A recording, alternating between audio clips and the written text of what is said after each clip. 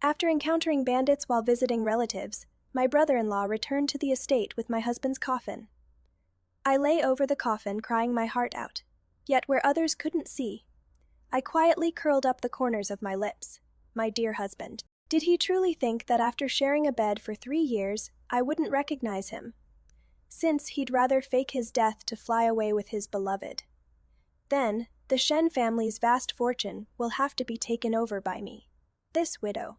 7 days ago, my husband Shen Mo and his younger brother Shen Yan went out to visit relatives. They should have returned yesterday, but there was still no sign of them. This morning at dawn, news came from the estate that their party had encountered mountain bandits on the return journey, with heavy casualties. I stood on the steps before the estate gate, watching the carriage slowly approaching from the distance, my heart pounding like thunder. The carriage curtain lifted, and a familiar figure bent down to step out. I instinctively took a step forward, but before I could speak, a goose-yellow figure from behind me had already brushed past and thrown herself straight into that person's arms. Yanlang. My sister-in-law Lu Xianger's voice was choked with tears, her slender arms wrapped tightly around the man's waist. "You are finally back." I froze in place. Although Shen Mo and Shen Yan were twins, after living together day and night for 3 years, I was confident I could tell them apart at a glance. But at this moment, Lu Xianger's actions made me momentarily confused. The man raised his hand and gently stroked her back, comforting her in a low voice. "Xianger, it is all right now. Don't be afraid." Could I really have mistaken him? The person before me is actually Shen Yan. The man looked up at me, his eyes flickering. Big brother, he died protecting me. I followed his gaze and only then noticed that a pitch-black coffin was actually following behind the carriage. He nodded slightly. "Sister-in-law, my condolences." I staggered back half a step, but my gaze inadvertently fell on the barely visible scar on his left ring finger. My heart trembled. That was the mark from 3 years ago, when Shen Mo accidentally burned himself while cooking porridge for me. At the time, I even teased him that the dignified young master of the Shen family would personally cook. He seemed to notice my gaze and imperceptibly moved his hand behind his back. Butler Uncle Zhang stepped forward and said in a low voice, "Madam, shall we open the coffin for inspection, according to protocol?" I looked at the man who claimed to be Shen Yan, and a trace of barely perceptible panic flashed through his eyes. "There is no need," I said softly. "Since second brother personally escorted him back, there shouldn't be any mistake." "Husband." I stumbled toward that pitch-black coffin, tears streaming down my face. "How could you leave me behind?" The coffin was bone-chillingly cold, with still wet bloodstains on it. I collapsed on top of it, sobbing hard, my shoulders shaking, like I really wanted to die from the pain. "Zhao Yue, don't be like this." Mother-in-law Liu came over on unsteady legs to help me up, tears streaming down her old face. "More is already gone. You have to take care of yourself for Chener's sake." Chener was the son I had with Shenmo, not yet a year old, fast asleep in the wet nurse's arms at that moment. I slowly got up and quietly gave instructions. Uncle Zhang, set up the morning hall. Through my tear-blurred eyes, I saw Shen Yan with his head lowered, saying something to Lu Xianger. His fingers were absent-mindedly stroking her waist. That was Shenmo's habitual gesture. A sharp, sudden pain welled up from the bottom of my heart, then turned into cold mockery. "Shenmo, my dear husband, did you really think that after 3 years of sharing a bed, I wouldn't recognize you?" I gently smoothed out the wrinkles on my sleeve, the corners of my lips curling up in an almost imperceptible little smile. "Since you'd rather fake your own death just to fly away with your sweetheart, then I'll make it happen for you. Only from here on out, this vast Shen family fortune can only be taken over by me, this widow." In the night, the candles in the morning hall flickered. I knelt on the prayer cushion, staring at Shenmo's memorial tablet, my mind drifting back to when I had just married into the Shen household 3 years ago. Back then, I had just come of age. My father was an imperial merchant, and to climb up to this marriage connection, the Shen family prepared a dowry of no less than 36 carriers. When Shenmo lifted my veil, his eyes held a gentle smile. He lightly brushed my temples with his fingertips and said softly, "My wife is even more beautiful than I imagined." At first, he treated me extremely well. In winter, he would personally warm my hand warmer, and in summer, he would remember to bring me chilled plum soup. I thought that although this marriage was arranged by our parents, At least his feelings for me were genuine. Until a year ago when Lu Shang'er entered the household. Lu Shang'er was Shen Yan's new wife. Though she came from a humble family, she had the kind of looks that could capture souls. She had almond-shaped eyes and cherry lips, a slender waist, and when she spoke, her voice always lilted upward at the end, like it had a hook that tickled one's heart. That day at the family banquet, Lu Shang'er wore a water-red rukun that made her skin look like snow and jade. I clearly saw Shenmo's gaze stick to her body, traveling from top to bottom, finally settling on her willowy waist, not moving away for a long time. Later, I overheard the servants gossiping, and learned that before I married into the Shen family, the brothers had both already known Lu Shang'er. Shenmo had even knelt in the ancestral hall begging to marry her, but was flatly refused by his father on the grounds that the Liu family's status was too low. Who would have thought that in the end, this young lady from the Liu family would become Shen Yan's new wife? Since then, Shenmo has grown increasingly cold toward me. Whenever I tried to get close to him, he'd either claim he was exhausted or come home drunk. I caught a cold and coughed so badly, I couldn't sleep all night. Not only did Shenmo show no concern, he complained I was disturbing his rest and took his bedding to the study. The next day, I forced myself up, despite my illness, only to see him personally brewing pear soup in the small kitchen. I thought it was for me, and warmth had just begun to bloom in my heart when I heard him tell a servant, "Second brother and sister-in-law have sore throats, take this pear soup over to them."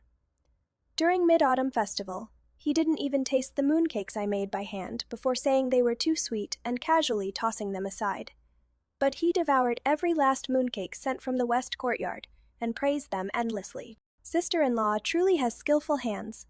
I only found out later that those mooncakes were clearly made by the kitchen cook. What chilled my heart most was that time I went to deliver ginseng soup to the study and overheard him complaining to a servant outside the door. If not for our parents' decree, how would I have married Miss Su Xiang'er? Now that is what I call a woman. Miss Su only knows how to look at account books all day, utterly boring. I stood outside the door, the soup bowl burning my palm. Yet it didn't compare to 1/10,000th of the pain in my heart. I thought he was just talking, but I never imagined. A month ago, as I passed by the rockery in the back courtyard, I heard rustling sounds coming from inside. Through the gaps in the rock garden, I saw Shenmo pressing Lu Shang'er against the stone wall, kissing her inseparably. "Mo Lang." Lu Shang'er gently pushed Shenmo, saying coquettishly, "Don't do this, what if someone sees us?" "So what if they see?" Shenmo's voice was hoarse. "That sickly second brother of mine, can he satisfy you?" I bit down hard on my lip until I tasted blood. My stomach suddenly churned with nausea.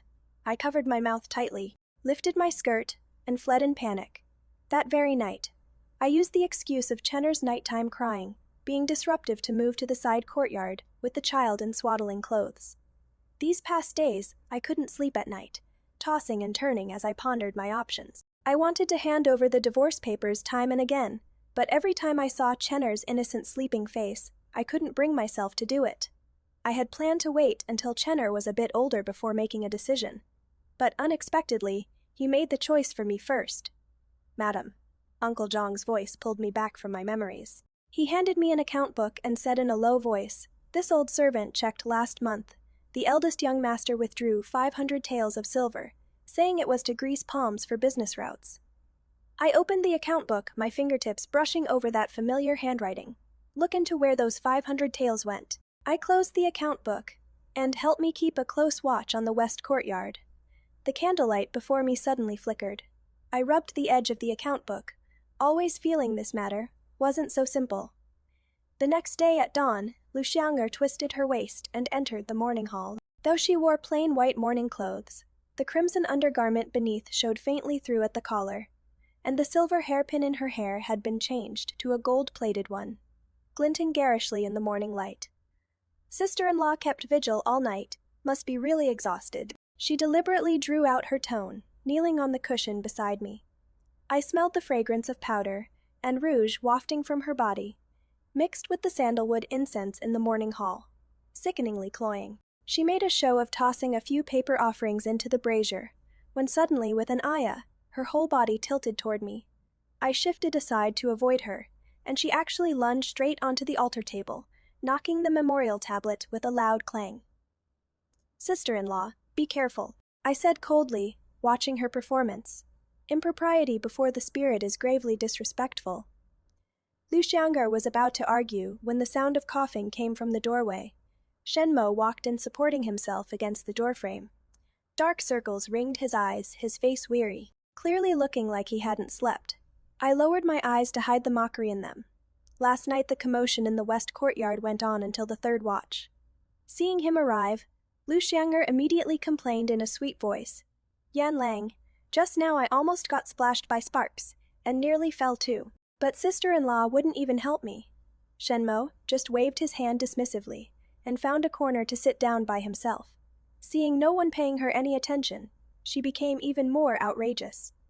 First she complained the prayer cushion was too hard, then said the incense candles stung her eyes, and finally she actually pulled out an embroidered handkerchief to cover her nose, as if there were something filthy in the morning hall.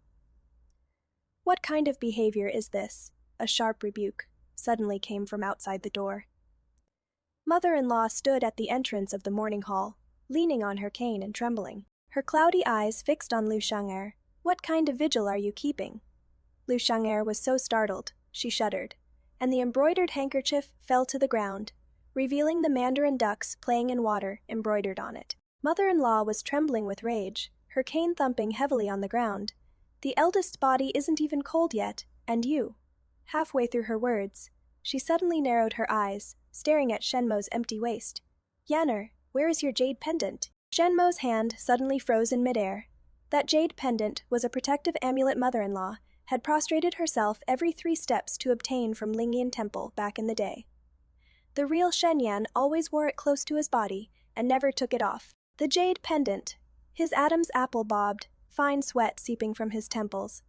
"Your son must have left it at..." "Mother," I suddenly spoke up, taking out a piece of warm white jade from my sleeve. "It is right here." Shenmo's pupils contracted sharply, staring fixedly at the jade pendant in my hand. Lu Xiang'er gasped sharply, her nails digging deep into her palms.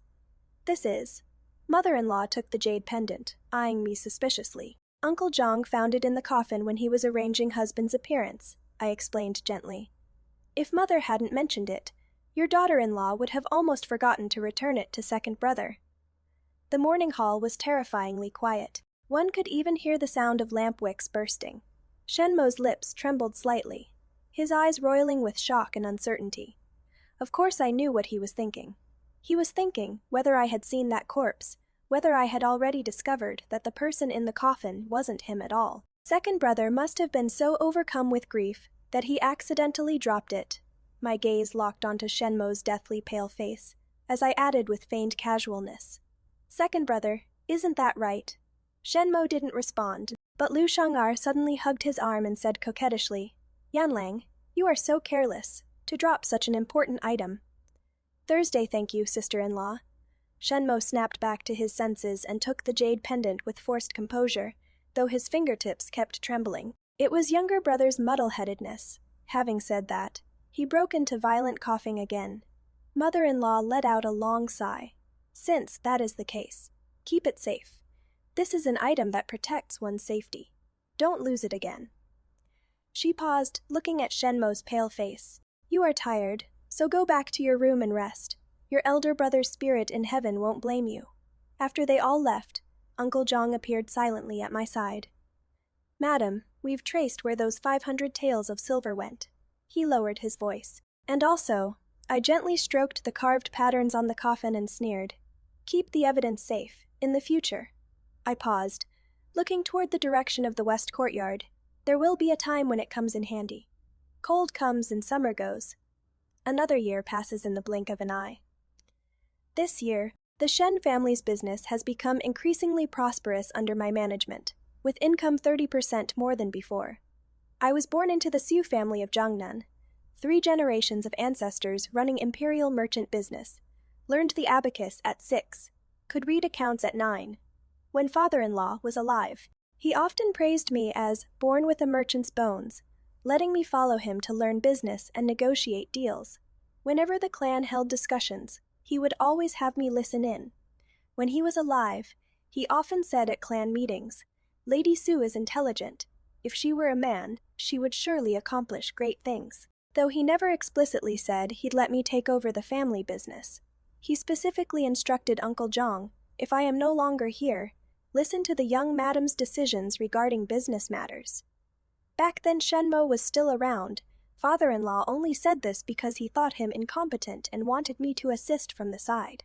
Now, it has turned out well. With his death, it has actually given me the chance to legitimately take charge of the family business. Young mistress, shopkeeper, Sunday from Yongchang Trading requests an audience. The maid reported softly outside the door. Have him wait in the side hall. I didn't even look up, circling several errors in the ledger with my vermilion brush. Tell him, I am reviewing last month's account books he submitted. Think back to how those shopkeepers used to behave.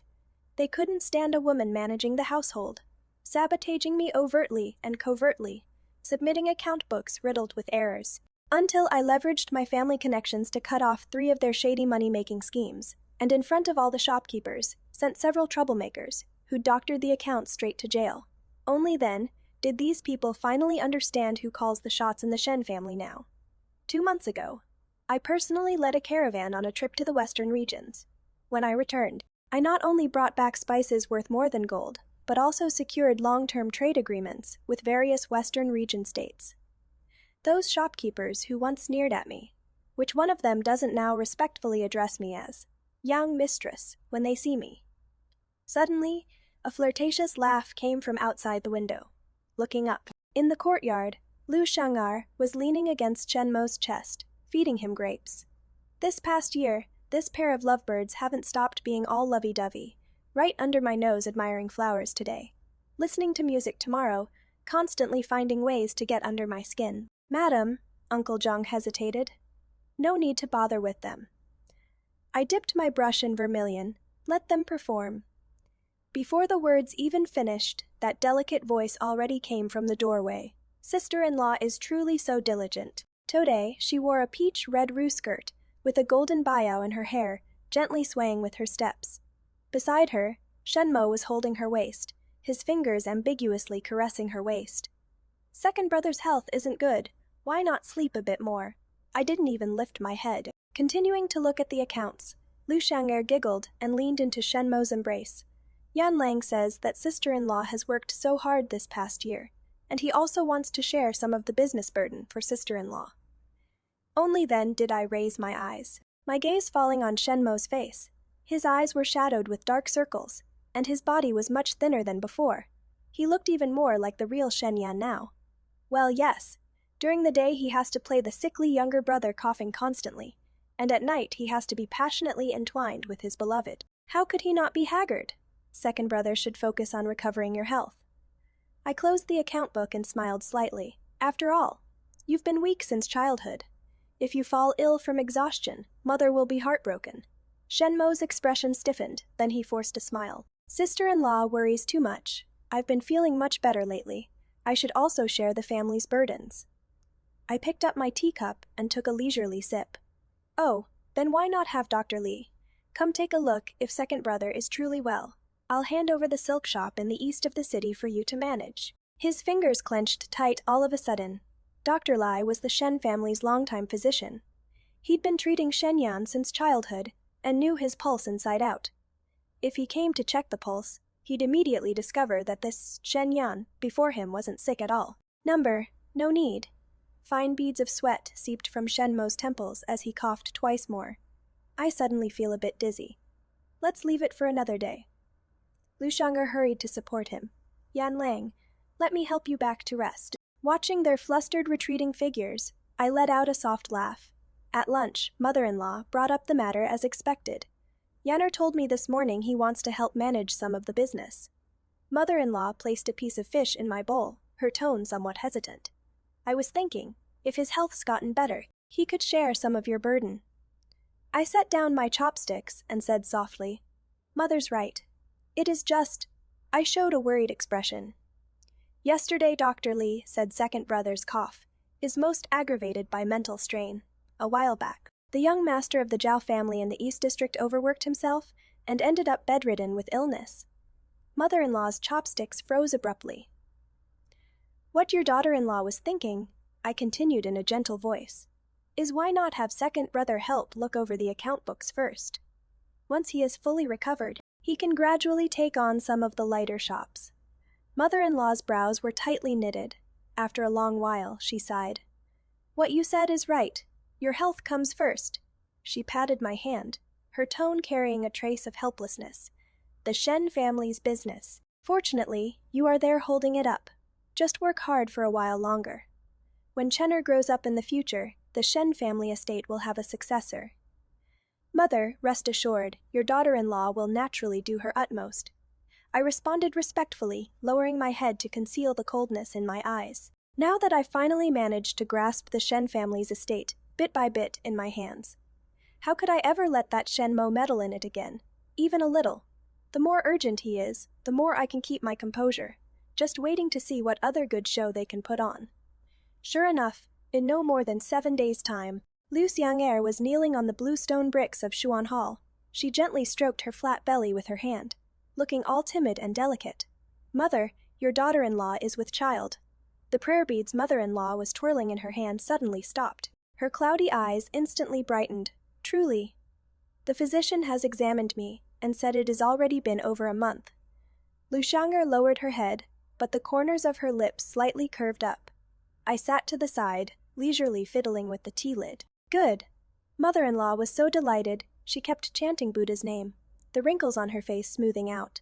If it is a big fat boy, in the future, he and Chenner can inherit the family estate together. With brothers united in purpose, the Shen family will surely prosper. My fingertips paused, and the tea lid clinked against the rim of the cup. Liu Xiang'er secretly glanced at me, gently stroking her lower abdomen and pretending to be frail. Mother, your daughter-in-law was thinking, since I am with child, I should plan for the child's future. How about you let us husband and wife take a shop to practice with first? Seeing her mother-in-law hesitate, she quickly added, although Yanlang's health is weak, my younger brother from my natal family is quite capable and can help look after it. Shen Mo, who had been silent all along, coughed lightly at the right moment. Mother, though your son is useless for the sake of the child, I also want to do my part. Mother-in-law looked at her son like this. A trace of heartache flashed in her eyes after pondering for a moment. She finally agreed. Zhao Yue, you handle this matter as you see fit. Your daughter-in-law understands. I gently put down the teacup in my hand. That silk shop on the east side of town happens to need someone to manage it lately. Liu Xiang'er suddenly raised her head, the joy in her eyes almost overflowing, secretly exchanging a triumphant look with Shenmo that night. Uncle Zhang quietly handed over a prescription. Madam, it has been investigated. The second madam secretly went to the medicine shop the other day to get medicine. This medicine can delay menstruation and fake a pregnancy pulse. So, that is how it is, I sneered. First use the pretense of being pregnant to ask for a shop and divide the family assets. Then when the months pass and it can't be hidden anymore, she can put on another act of accidental miscarriage and pin it on me. What a scheme. Uncle Zhang gasped upon hearing this. Madam, then we go to the storeroom and fetch that box of 4 substances blood-nourishing decoction. The corners of my lips curved slightly. Add 3 chien of safflower, fresh ones. Uncle Zhang was startled, then understood. This old servant will see to it right away. That 4 substances decoction was originally a good medicine for regulating women's qi and blood, but if used on a woman trying to delay her monthly cycle. 3 days later, I calculated the exact time my mother-in-law would go deliver bird's nest soup to Liu Xiang'er and brought Dr. Li to the west courtyard. Sister-in-law, why is your complexion so pale? I asked with feigned concern. Fine beads of sweat seeped from Liu Xiang'er's temples, yet she still tried to appear composed as she stroked her flat belly. Perhaps the heat has been too oppressive these past few days. The corners of my lips curved slightly. Of course she didn't know that the fake pregnancy medicine she took daily had long been replaced by me with a potent blood-activating and stasis-removing drug. Dr. Li quickly examined the second madam. I took a step back. We mustn't disturb the fetal qi. Liu Xiang'er confidently extended her wrist, even deliberately thrusting out her belly that showed no visible change. Dr. Li placed his fingers on her pulse, his brows furrowing tighter and tighter. "What is it?" my mother-in-law asked urgently. "This." Dr. Lee hesitantly glanced at me. "Speak freely," I said gently. "The second madam's pulse is taut and slippery, clearly a sign of her monthly cycle approaching. Where is this pregnancy pulse?" The entire room fell deathly silent. "Nonsense." Lu Xiang'er yanked her hand back abruptly, but her expression suddenly changed drastically. On her moon-white dress hem, a glaring crimson stain was slowly spreading. "Blood! I am bleeding!" Lu Xiang'er suddenly shrieked, grabbing Dr. Lee's sleeve. "The child! Quick! Save my child!" Dr. Lee stumbled from her pulling. "The second madam was never with child. How could there be a miscarriage? This is clearly menstrual blood. You quack, spouting nonsense." Shenmo appeared at the doorway at some point, his face ashen. "Second brother, no need to get angry." I walked forward slowly, signaling the maid to bring forth a Celadon medicine jar. "Dr. Lee, why don't you examine the pregnancy-stabilizing medicine the second madam has been taking lately? See if there is a problem with it. Today's medicine I specifically didn't tamper with." Dr. Lee took the medicine jar and carefully examined the residue inside. His brows furrowed tighter and tighter, until finally he pinched up a piece of medicinal herb and said gravely, "The medicine in here." I lifted my teacup and took a light sip. "Dr. Lee, speak freely." Dr. Lee wiped his sweat. "This medicine is clearly a vicious formula to delay menstruation and fake a pregnancy pulse, absolutely not for stabilizing pregnancy. You are slandering me." Lu Xiang'er's voice suddenly shot up. "Mother, please see clearly. Your daughter-in-law—" Dr. Lee has served medicine in this household for over 30 years. This old one trusts him. Mother-in-law suddenly stood up, her cane striking the ground heavily. "Lu Shi, what audacity you have!" "Mother!" Lu Xiang'er instantly lost all her momentum. With a thud, she fell to her knees, her face deathly pale. Your daughter-in-law didn't know. Your daughter-in-law was deceived by that quack doctor. He said this was top-quality medicine for protecting the pregnancy." She crawled forward a few steps on her knees, trying to grab hold of her mother-in-law's legs, but was shoved away. "Shut up. You tell me this. Which physician can't diagnose a pregnancy pulse? Can't recognize a pregnancy-protecting prescription?" Lu Xiang'er was left speechless for a moment, collapsing limply on the ground. She suddenly turned toward Shenmo, crying out, "Yanlang, say something for me." Shenmo stood in the shadows, his eyes dark and inscrutable. After a moment of silence, he suddenly roared, "Shameless woman, how dare you deceive me and mother?" With that, he actually stepped forward and viciously kicked Lu Xiang'er. "My Shen family has treated you well, yet you do such a disgraceful thing." Lu Xiang'er was kicked over onto the ground, staring at Shenmo in disbelief. "You?" Before she could finish speaking, she suddenly clutched her abdomen and curled up. Beads of sweat, the size of beans, seeped out on her forehead, and the blood stain on her skirt spread more and more. I watched this farce with cold eyes, slowly curling my lips into a smile. This dog-eat-dog show was truly far more spectacular than anything performed by a theater troupe. The absurdity and satisfaction of this segment are truly maxed out. Two people who schemed against others ultimately turned against each other due to their own selfishness and greed. Shenmo thought that by kicking Lu Xiang'er aside, he could wash his hands clean, but forgot they were grasshoppers tied to the same rope. Lu Xiang'er thought that by being pregnant with a child, she could have leverage over Shenmo, but didn't know she was merely a pawn being used from beginning to end. And the female lead's cold observation from the sidelines wasn't weakness, but the clear-headedness of someone who had already taken control of the whole situation. She endured her husband's betrayal and her sister-in-law's provocations, laid out her plans, step by step, all to make those who hurt her personally destroy their own escape routes. The next morning, I was combing Chenner's hair when mother-in-law's personal Momo suddenly came to summon me.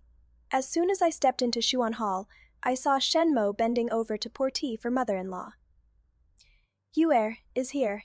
Mother-in-law beckoned me over with a smile, gesturing for me to sit closer. "Yanner just brought up an idea, and it sounds quite reasonable to me, so I wanted to discuss it with you." She paused slightly, her tone gentle. "Now that Moore is gone, as the only son of the Shen family, Yanner should shoulder his responsibilities and look after you and your son." The corners of my lips curved slightly. But there was no smile in my eyes. By this point, I already understood. Shenmo wanted to adopt heirs for both branches of the family. So now that Lu Xiang'er has completely lost face in front of mother-in-law, he is turning his sights back on me. Mother, you jest. My tone was calm, yet every word carried a barb. Second brother has been constantly on medicine these years, unable even to take proper care of himself. How could he look after us, mother and son? My mother-in-law, having lost face from my retort, looked rather displeased. Sushi, you needn't answer in haste. Think it over more carefully. Shen Mo also put on a sincere appearance, cupping his hands. Sister-in-law, before eldest brother's passing, he entrusted me. Smack. I set my teacup down heavily on the table, cutting off his words. Second brother has quite the memory. A year since my husband's death, and only now you recall his entrustment. Xuan Hall fell silent as a grave. Shen Mo's expression shifted, and he pressed on awkwardly, precisely because I delayed fulfilling my promise. Last night, eldest brother came to me in a dream, reproaching me for failing in my duty. I stood up directly, too lazy to listen further. I am taking very good care of Chenner, so second brother needn't trouble himself. With that, I turned toward my mother-in-law and curtsied slightly. Mother, if there is nothing else, your daughter-in-law will take her leave. Without waiting for them to speak again, I turned and left. Behind me came the sound of my mother-in-law's sighs and Shenmo's hurried footsteps. He seemed to want to catch up and explain, but I didn't even turn my head. That night, I was sitting at my vanity removing my hairpins and ornaments when the door was suddenly pushed open. I whipped my head around, only to see Shenmo standing in the doorway, a dark fire burning in his eyes. He reeked of alcohol, his steps unsteady, and after entering he bolted the door shut behind him. Sister-in-law. His voice was terribly hoarse, staggering forward 2 steps. Today at Xuan Hall, why wouldn't you give me even a shred of face? I gripped the hairpin in my hand tightly, saying coldly, Second brother is drunk. This behavior of yours is hardly proper. He acted as if he hadn't heard, murmuring to himself. Big brother has been gone so long, and you've been holding up the Shen family all alone. Aren't you tired? I just wanted to help you. Help me. I let out a derisive laugh. Second brother should take care of his own health first. His breathing hitched, his gaze suddenly turning dark, and he abruptly grabbed my wrist, the force painfully tight. In the end, sister-in-law still despises me for my poor health. He pressed closer. His warm breath, mixed with alcohol, sprang against my ear. Then why not give it a try, and see if I can do it or not?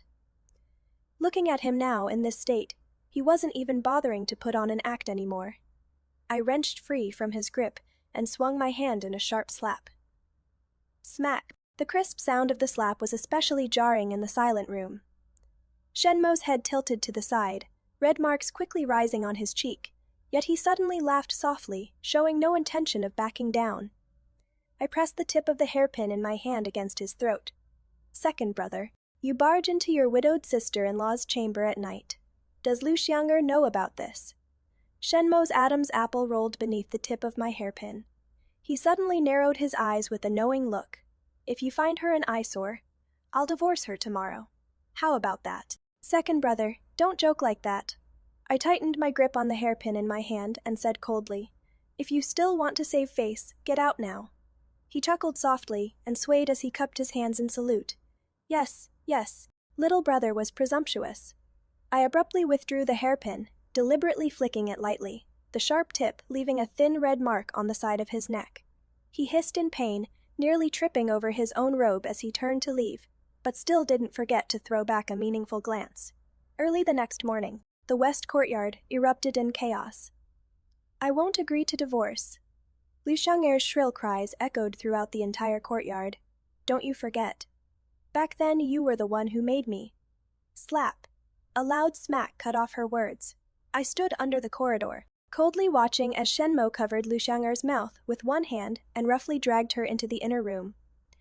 One of her embroidered shoes fell to the ground, her bare ankle scraping blood on the stone floor. In the Buddha hall, mother-in-law's wooden fish beats grew more and more urgent. Before long, Shenmo, face pale as a sheet, came rushing out of the room in panic. Uncle Zhang hurried over to report. The second young master accidentally strangled the second madam unconscious. Thinking he'd caused a death, he has already fled the estate. Before leaving, He ordered the servants to stage it as a suicide by hanging. I put down the account book and retrieved a medicine packet from the bottom layer of my vanity. Find a way to save Lu Xiang'er and feed her this. This is faint death powder, I chuckled softly. After taking it, there'll be no pulse for 3 days, indistinguishable from a corpse. It'll be enough to last until the burial. Uncle Zhang, after the burial, you know what to do. This old servant understands. At noon, while I was teaching Chenner how to write, the nanny came running in panic. Madam, something terrible has happened. Her face was deathly pale, her voice trembling. The second madam, she hanged herself in her room. I immediately covered Chenner's ears and turned to give orders. Go fetch the second young master back to the estate to handle the funeral. It wasn't until dusk fell that Shenmo hurried back to the estate. He stood before the mourning hall, gazing at that black lacquered coffin, the corner of his mouth twitching almost imperceptibly. Xiang'er, how could you be so heartless? He suddenly threw himself at the coffin, gripping the edge tightly, wailing loudly. I only said a few words in anger. How could you just... He knelt before the altar, his fingers tracing over and over the grain on the coffin, as if caressing his lover's face, murmuring, Xiang'er, my Xiang'er. That grief-stricken appearance would move anyone who saw it. Mother-in-law, supported by 2 maids, tremblingly walked to his side. Yanar, the dead cannot come back to life. You must take care of yourself. Shenmo suddenly turned and hugged mother-in-law's legs, burying his face in her robe, crying even more heart-wrenchingly, Mother, your son. How can your son go on living? Mother-in-law's old tears streamed down as she gently stroked the top of his head. Silly child, you still have mother, you still have your sister-in-law. Hearing this, Shenmo raised his tear-blurred face and looked toward me. Sister-in-law. He choked up, staggering to his feet and walking toward me. Now that elder brother is gone, and Xiang'er too. From now on, it is just us, uncle and sister-in-law depending on each other. As he spoke, he was about to grab my hand. I stepped back half a step and said indifferently, Second brother, please accept my condolences. You should go change your clothes first. Don't disturb younger sister-in-law's spirit in heaven. Shenmo looked down at his dirty clothes, a trace of embarrassment flashing across his face. Sister-in-law is right. I'll go right away. As he turned around, he hunched his back, his steps unsteady. He really did look like a heartbroken man.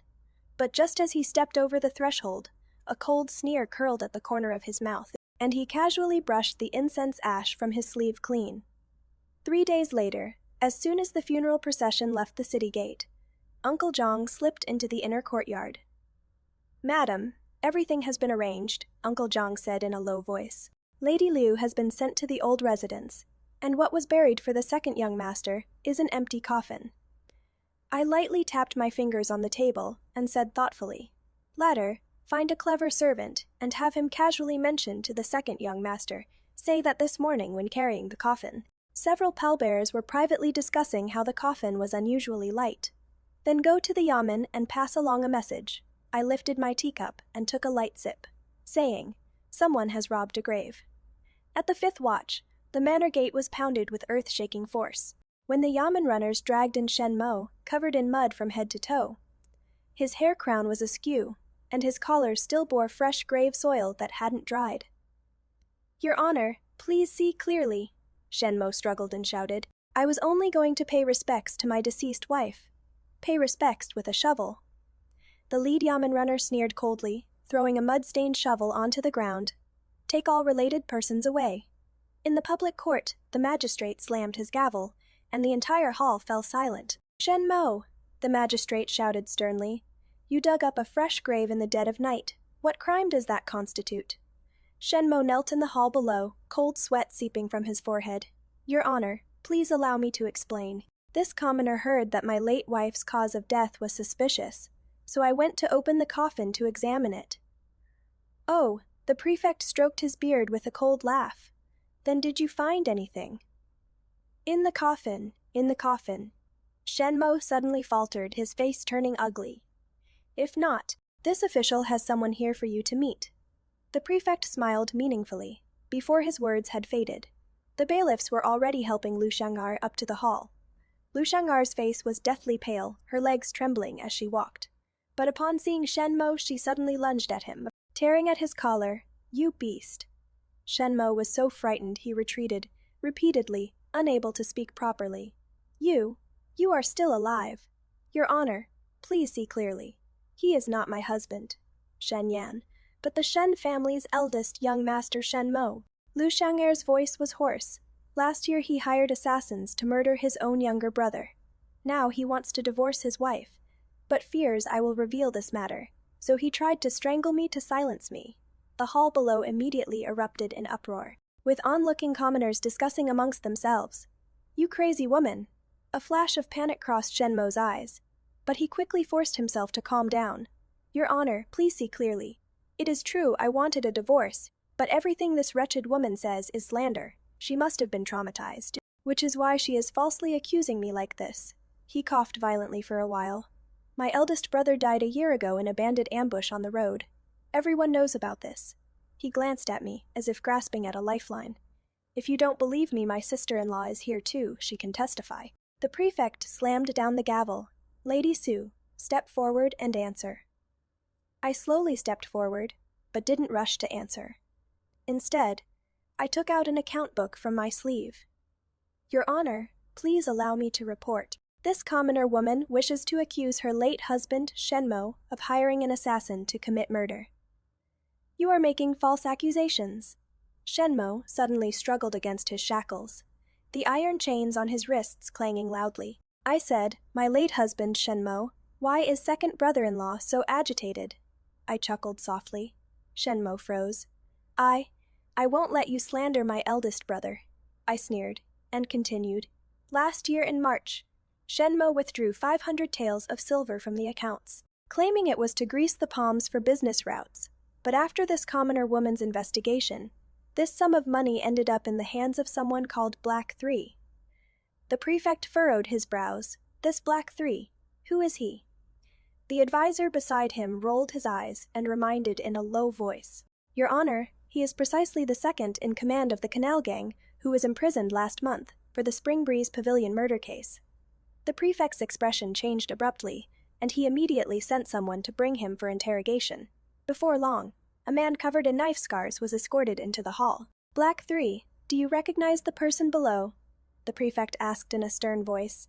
That man narrowed his triangular eyes, stared at Shenmo for a long while, then suddenly grinned, revealing a mouthful of yellow teeth. Well, isn't this young Master Shen, who paid us brothers 500 taels of silver last year, to pretend to be mountain bandits? He had us ambush and kill that sickly brother of his on the road.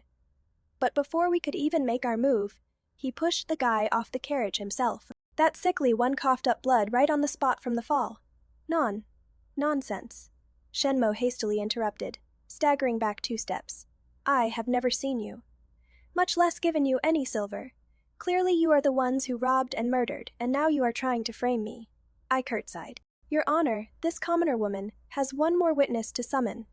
The magistrate nodded in approval. A sob suddenly came from below the hall. A lame old man threw himself to his knees, his forehead striking heavily against the floor tiles. "Honorable Lord of Justice, this humble one is the Shen family's old coachman, Li Fuquan.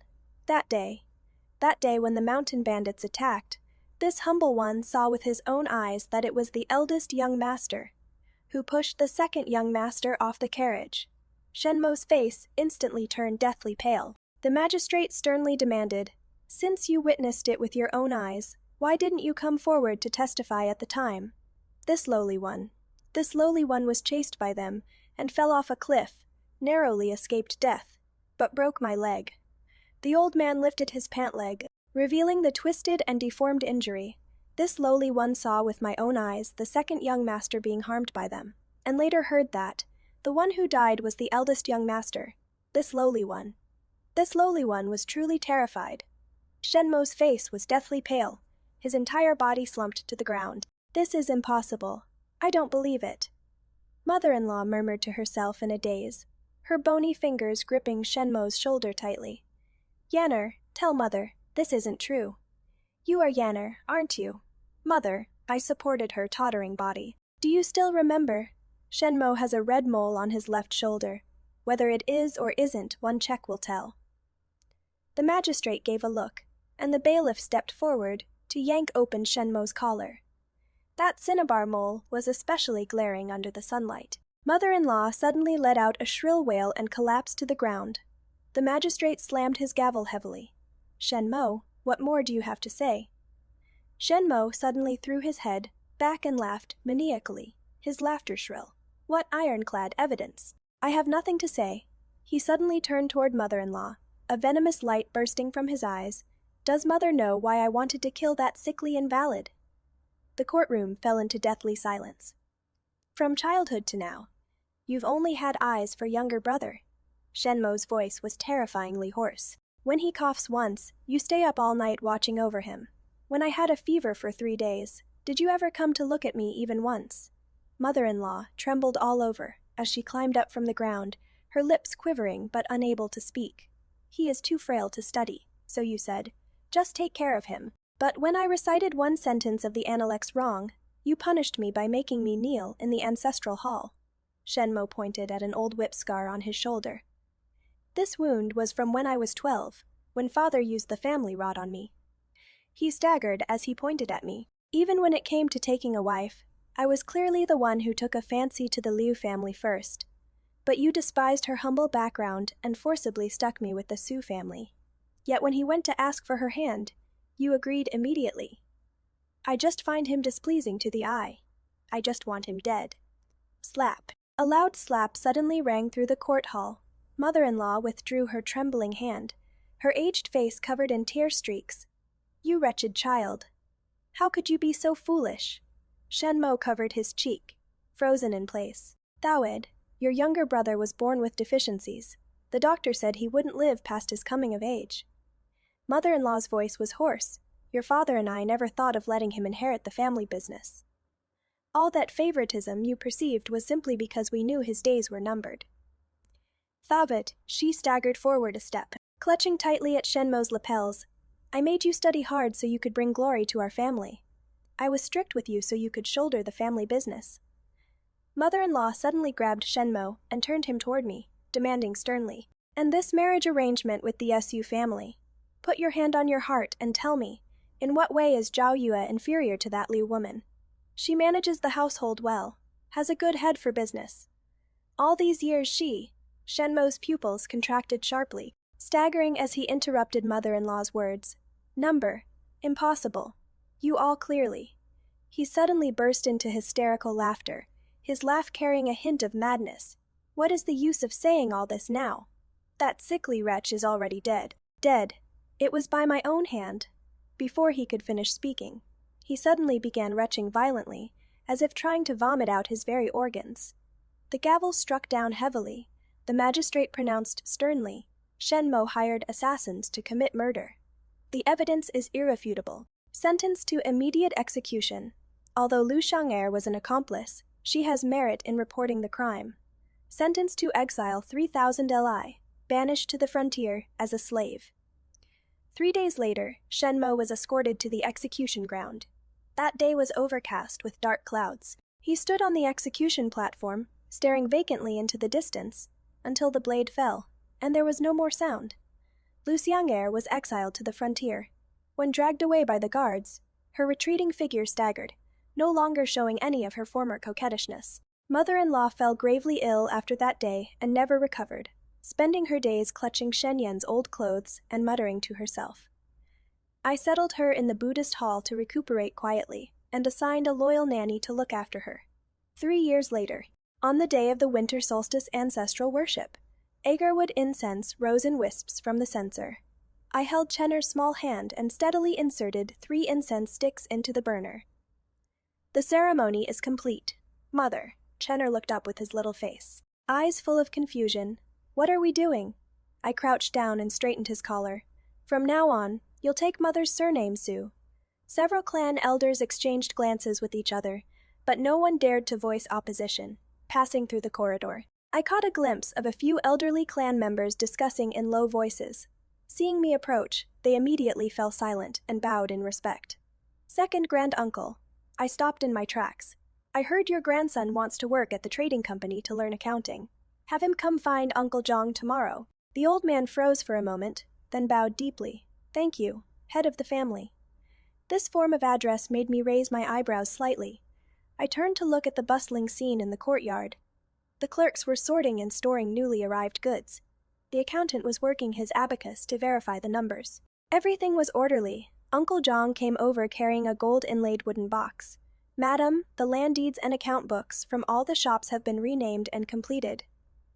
I opened the topmost ledger, looking at the vermilion seal that read, Sue's Trading Company, my fingertips gently caressing it. As for third master's side, as per your instructions, his young master has been arranged to go to the Hangzhou branch. Uncle Jong said in a lowered voice. I chuckled softly, using both kindness and authority. This move really works well. In the afternoon, Chenner was practicing calligraphy in the study, the rice paper covered with crooked characters, spelling Su Zigen. I can't write well, he pouted, ink smudged across his little face. I grabbed his chubby little hand and guided him stroke by stroke to write it again. Master. A maid came running hurriedly. The caravan from the western regions has arrived, bringing many rare items. I put down the brush. Chenner, want to go take a look? Yes. He jumped down from the chair excitedly, then suddenly turned back and pointed at the copybook, asking, Do I still need to practice these? Yes. I wiped the ink stains off his face. Not only do you need to practice calligraphy, starting tomorrow you'll also learn bookkeeping. Why? Because I gently stroked the top of his head. Mother wants you to become someone even more capable than Mother. Looking at this little person connected to me by blood, I suddenly felt that all those schemes and calculations no longer mattered. He suddenly straightened his tiny back, his eyes shining bright like stars. Okay, then I'll also be like Mother in the future, making the abacus go click-clack. Outside the window, the sunlight was just right, illuminating his tender face. In a trance, I seemed to see again that little girl from many years ago, lying by the accounting desk, standing on tiptoes to secretly watch Father do the accounts. The realization of self-worth always depends on one's own hard power. Su Zhaoya's ability to turn the tables and make a comeback lies in the fact that she never pinned her life on marriage, but firmly grasped her own hard power. She came from a royal merchant family, learned the abacus at 6, could read accounts at 9, and her father-in-law praised her as having natural merchant bones when he was alive after Shenmo's death.